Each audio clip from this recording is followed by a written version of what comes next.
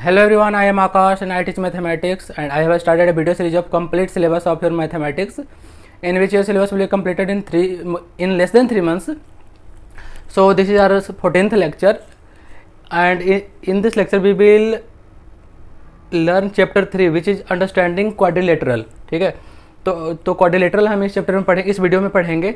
उसमें हम सबसे पहले इन सारे टॉपिक्स के बारे में थोड़ा थोड़ा जानेंगे, उसके बाद हम क्वेश्चन सॉल्व करेंगे एक्सरसाइज 3.1 का। ठीक है, तो सबसे पहले क्या है, क्वाड्रिलेटरल से पहले हम देखेंगे कि पॉलीगॉन क्या होता है। ठीक है, तो ऐसा कर्व जो कि मल्टीपल लाइन सेगमेंट से बना हो, सिंपल कर्व, उसको हम बोलते हैं पॉलीगॉन। ठीक है, तो इसका मतलब क्या हुआ कि सपोज इस तरह से हम लाइन सेगमेंट कुछ लेते हैं और इसको किसी भी शेप में अगर हम जोड़ देते हैं तो ये बन गया हमारा पॉलीगॉन। ठीक है, ये भी पॉलीगॉन हो गया, ये भी पॉलीगॉन हो गया।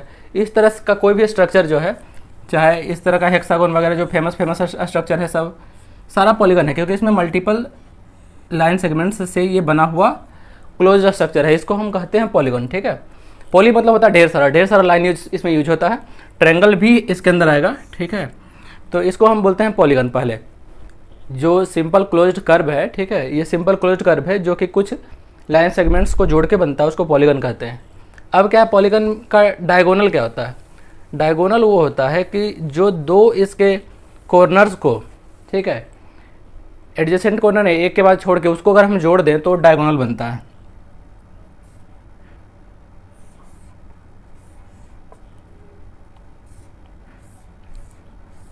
सपोज ये हमारा पॉलीगॉन है। ठीक है, तो इसमें पॉलीगॉन में क्या होता है, पहले तो दो चीज़ है, एक तो इसका साइड्स होता है, दूसरा इसका वर्टिसेस होता है। ठीक है, इसको बोलते हैं वर्टिसेस। तो इसमें कितना है, 4 वर्टिसेस है, इसमें 4 साइड भी है। इसमें वर्टिसेस 6 हैं और साइड्स भी 6 हैं।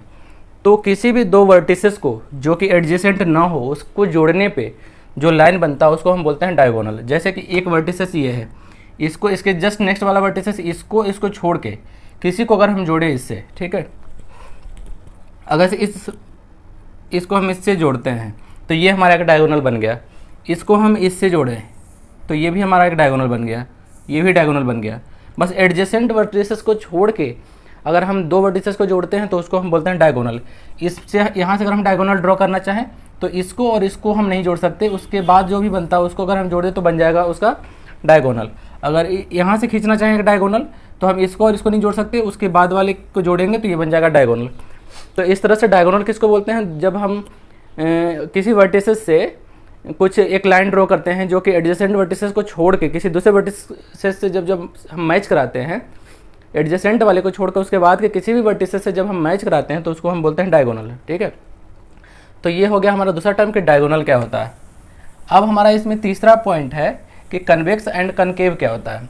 तो अगर जो कोई भी पॉलीगन इस तरह का है कि उसका सारा डायगोनल अंदर की तरफ बने तो उसको बोलते हैं कन्वेक्स, उसको बोलते हैं कन्वेक्स पॉलीगन। फॉर एग्जांपल हम इस तरह से ले लेते हैं। ठीक है, तो इसमें और हम कन्वेक्स कनकेव एक साथ देख लेते हैं।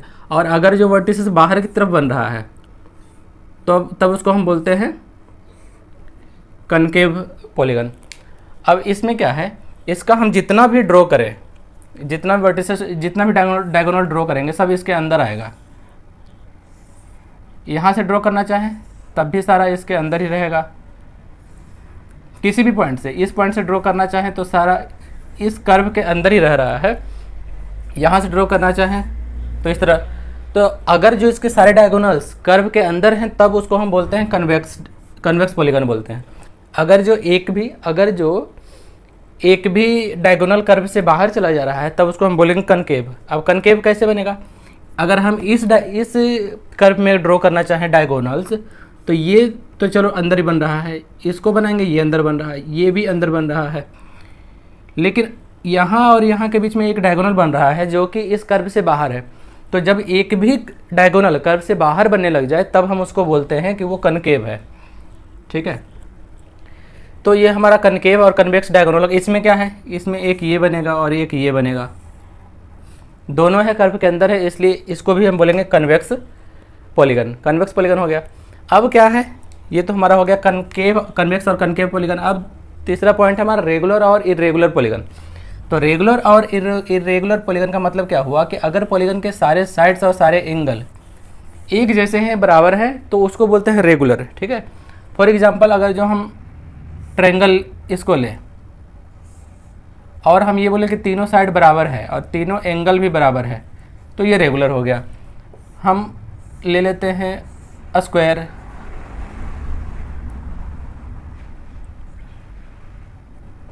इसके सारे एंगल बराबर हैं, सारे साइड्स भी बराबर हैं, तो इसको हम कह लेंगे रेगुलर।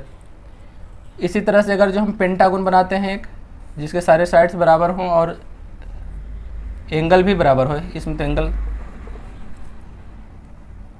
इस तरह से एंगल भी बराबर अगर हमने कर दिया और साइड्स भी बराबर कर दिए कि सारे साइड्स बराबर है इसमें और एंगल भी सारे बराबर हैं, तब ये हो गया रेगुलर पॉलीगन। और इरेगुलर क्या हुआ, जिसमें सारे साइड्स बराबर ना हो और या सारे एंगल बराबर ना हो। सपोज कर लो हम इसको ड्रॉ करते हैं, इसमें क्या है, ये एंगल कुछ है और ये एंगल कुछ और है। ठीक है, दोनों इक्वल नहीं है। साइड्स ये जितना है ये इतना नहीं है, या ये कुछ और है, ये कुछ और है। तो इस तरह से इसको बोलेंगे इरेगुलर पॉलीगन, जिसमें सारे साइड्स और सारे एंगल इक्वल नहीं हो, एक जैसे नहीं हो, उसको बोलते हैं इरेगुलर। और रेगुलर क्या हो गया, जिसमें सारे साइड्स और सारे इक्वल हो जाए। एक हम ले लेते हैं हेक्सागोन, रेगुलर हेक्सागोन जैसे बनाते हैं, इसमें सारे साइड्स बराबर हैं, तो ये रेगुलर हेक्सागोन हो गया। इरेगुलर में भी बना सकते हैं, ड्रॉ कर सकते हैं हम। तो इस तरह से रेगुलर और इरेगुलर पॉलीगन ये हो गया।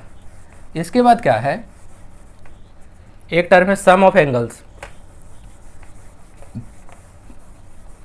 कोई भी पॉलीगन है, कोई भी रेगुलर पॉलीगन है, तो उसके अंदर दो तरह का एंगल बनता है।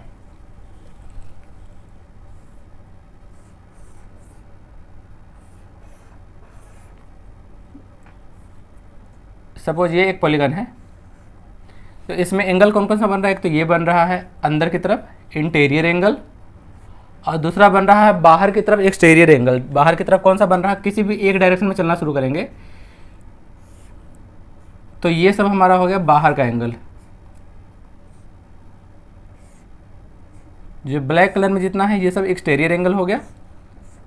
सबको एक डायरेक्शन में हम एंटी क्लॉकवाइज चल रहे हैं, तो सब लाइन को एंटी क्लॉकवाइज आगे बढ़ के जो एंगल बनाएंगे बाहर की तरफ, वो हो गया एक्सटीरियर एंगल। और अंदर वाला ब्लू वाला सारा हो गया इंटीरियर एंगल। सपोज हम बनाते हैं रेक्टेंगल बनाते हैं इस, तो ये सब इसका इंटीरियर एंगल हो गया। और एक्सटीरियर एंगल कौन सा हो गया, अगर जो हर लाइन को हम आगे की तरफ बढ़ा के ये करते हैं,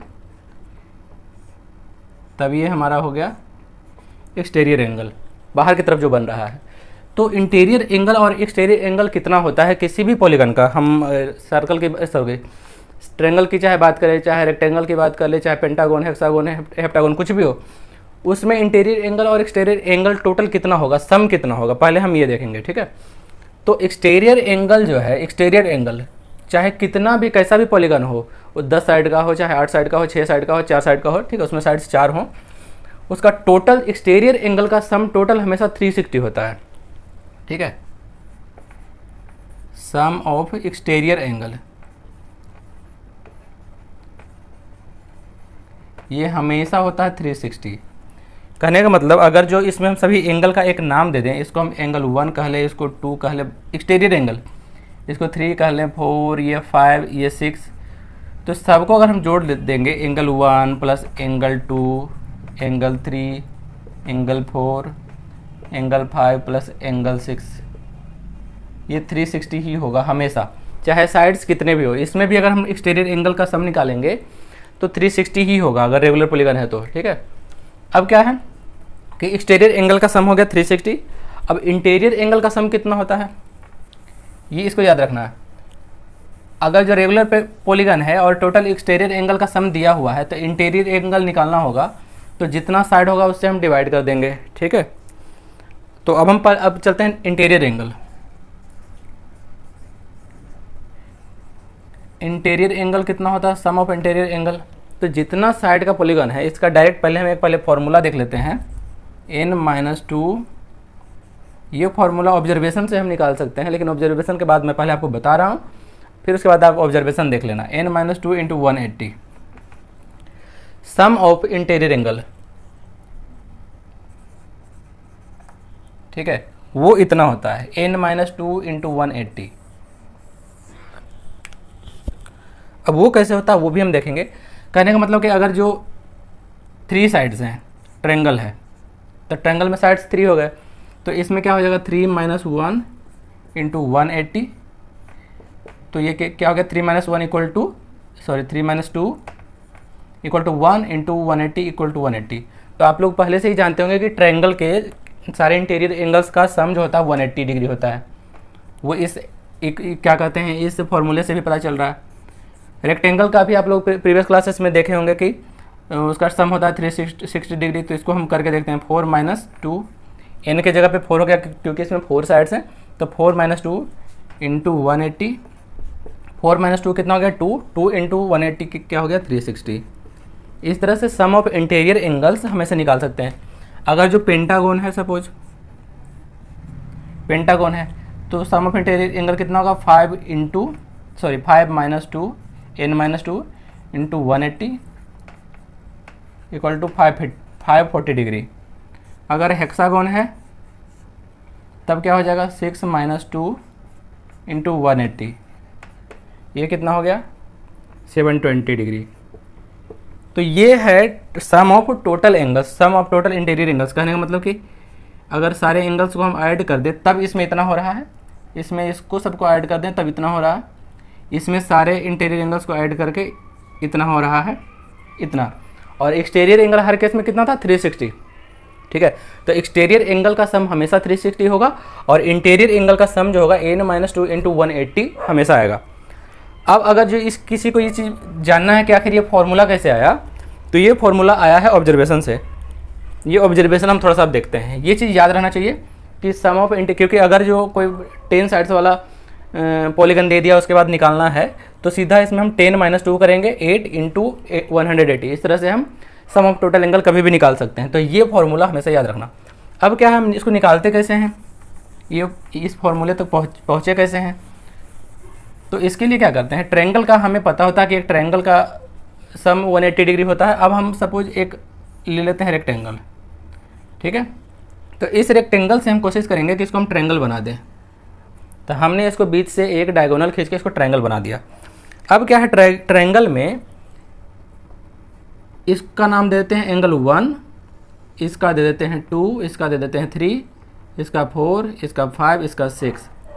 तो एक एंगल 1, 2 और 3 मिला के कितना हो जाएगा 180 डिग्री, 180 हो जाएगा। और 5, 6, 4 angle 1 plus angle 3 plus angle 2 equal to 180 हो जाएगा।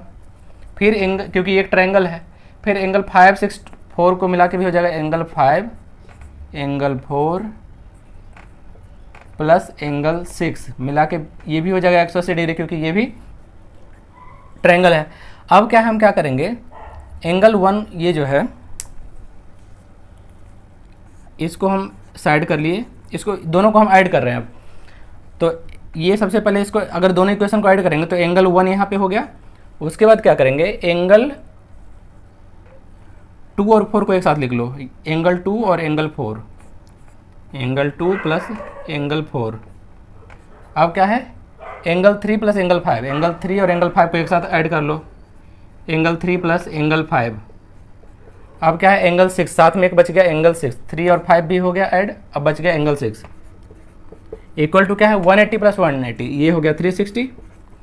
अब क्या है, इसमें फिर से देखो क्या है, ये तो हमारा हो गया एंगल 1। अब 3 और प्लस 5 मिलके ये टोटल एंगल बन गया हमारा इस रेक्टेंगल का, ठीक है। इस टोटल एंगल को हम बोल देते हैं एंगल बी, ABCD। तो इस एंगल 1 को कह सकते हैं A, एंगल A, और 2 प्लस 4 को बोल सकते हैं D, angle D, interior angle. 5 और 3 को बोल सकते हैं एंगल B, और 6 को बोल सकते हैं एंगल C इक्वल टू 360। और यही चारों तो इसका इंटीरियर एंगल है, ठीक है। तो इंटीरियर एंगल कितना हो गया 360, इसका सम हो गया, ठीक है। और 360 हमारे पास कैसे आएगा, इस 360 को हम लिख सकते हैं 180 इंटू 2, ठीक है। और ये 180 तो ये फॉर्मूला वाला इस यहाँ से आ गया, और प्लस ये 2 कहाँ से आया, अगर जो हम एक रिलेशन बनाना चाहें कि हमारा 4 साइड्स वाला पॉलीगन है और इसमें 2 लाना है, तो क्या कर लेंगे, 4 में से 2 माइनस कर लेंगे। तो इसी 2 को हमने लिखा है 4 माइनस 2, मतलब number of sides minus 2 equal to 2।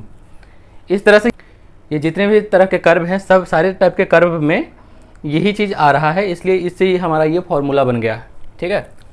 तो ये सम, तो इस तरह से हमारा इंटीरियर एंगल और एक्सटीरियर एंगल के सम का फॉर्मूला हमें मिल गया।